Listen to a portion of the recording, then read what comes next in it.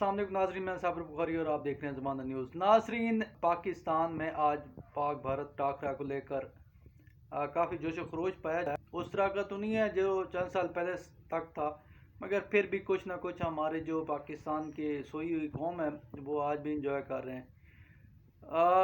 पाकिस्तान में आइन कानून का जो खिलवाड़ किया गया है और जहाँ पर महंगाई, मईशत की बर्बादी और एक ख़ास माफिया को मुसल्लत किया गया है अवाम के ऊपर, मुल्क के ऊपर, उसके बावजूद अवाम जो है आज मैच देख रहे हैं।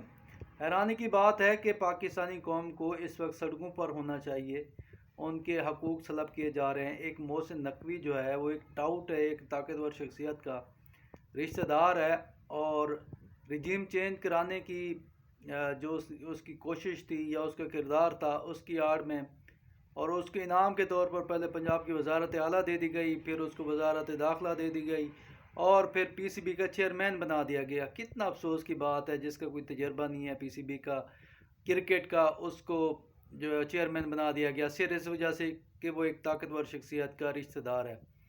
और ऐसी जो अवाम है और वो भी आज भी जो है वो बाँछें और नारे और ये और वो मारे जा रहे हैं।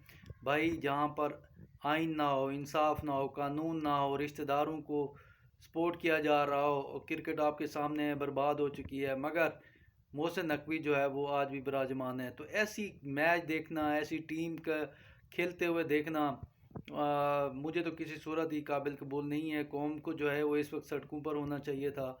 ये उनके हकूक़ सलब किए जा रहे हैं।